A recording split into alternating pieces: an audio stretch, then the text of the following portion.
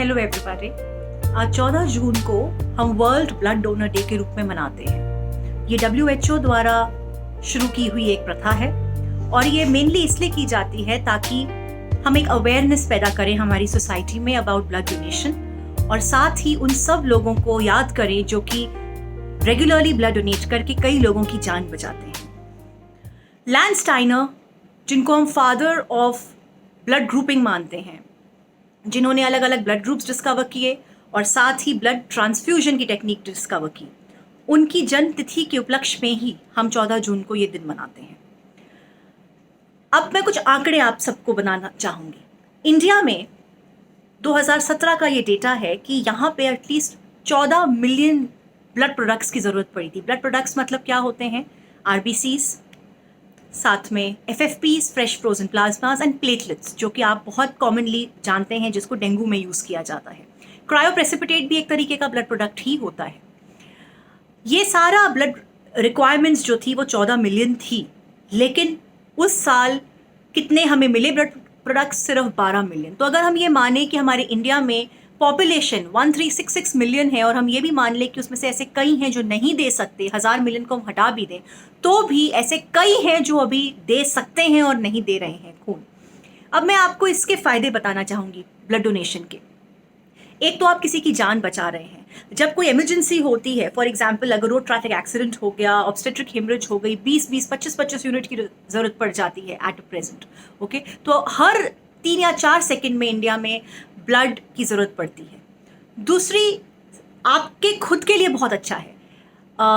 एक तरीके से अगर आप 350 से 400 ml ब्लड डोनेट करते हैं, जिसको हम एक पाइंट मानते हैं, तो आप 600 कैलोरीज के करीब बर्न करते हैं। तो वेट लॉस है, बट ऑफ कोर्स ये आपको बनाना नहीं है लगातार कि वेट लॉस की वजह के कारण मैं ब्लड दूंगा। दूसरी बात है, आपको स्ट्रोक और कार्डियोवैस्कुलर डिजीजेस जैसे कि हाइपरटेंशन या आपका हार्ट अटैक आना, इसकी संभावना आपकी कम हो जाती है।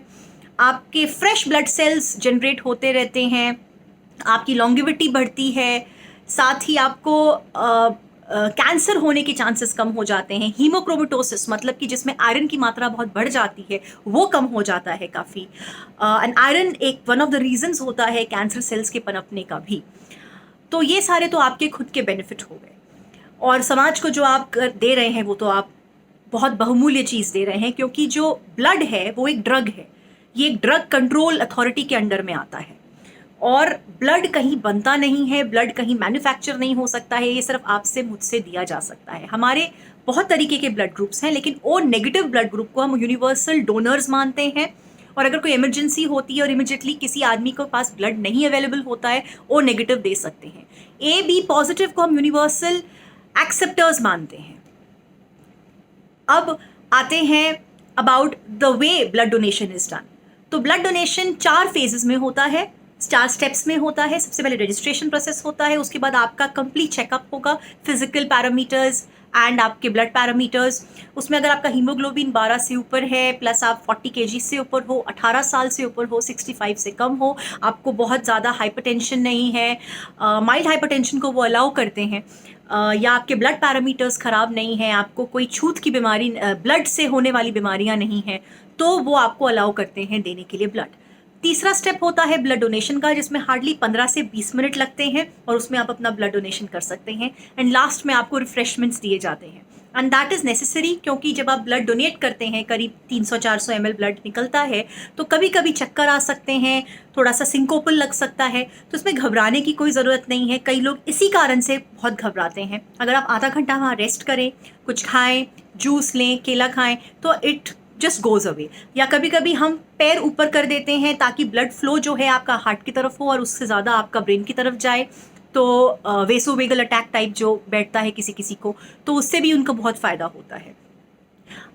तो मैं आपको ये बोलना चाहूँगी कि ज़्यादा से ज़्यादा लोगों को आप मोटिवेट करिए, खुद आप करिए। हर 3 महीने में आप ब्लड दे सकते हैं, और जब आपका खून उतना निकलता है तो आपके हेमाटोपोइटिक सेल्स जो होते हैं बोन मैरो के, वो एक्टिवेट हो जाते हैं, और आने वाले अनदर 1 to 2 मंथ्स में आपके नए ब्लड सेल्स भी बन जाते हैं।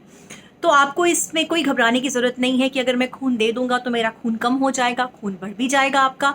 आपको पर्सनल बेनिफिट्स हैं, सोसाइटल बेनिफिट्स हैं, एंड आप सोचिए कि आप सबसे बड़ा काम कर रहे हैं, चैरिटी का काम कर रहे हैं, बिना पैसे दिए किसी की जान बचा रहे हैं। तो याद रखिए, इस बार का जो हमारा नारा है कि अगर आप ब्लड डोनेट करेंगे तो it will make the world beating, मतलब वर्ल्ड का हार्ट जो है वो बीट होता रहेगा। So please keep donating your blood and spread the positive message. साथ ही मैं एक और चीज आपको बताना चाहूंगी, कोरोना वैक्सीनेशन के बाद बहुत लोगों को ब्लड देने में टेंशन आ रही है या उनको लग रहा है कि नहीं देना चाहिए। तो लेटेस्ट एडवाइजरी के हिसाब से आप 14 दिन के बाद ब्लड डोनेशन कर सकते हैं, या एटलीस्ट 1 महीने के बाद तो ब्लड डोनेशन कर ही सकते हैं। So thank you so much and hope आप लोग ब्लड डोनेशन करेंगे।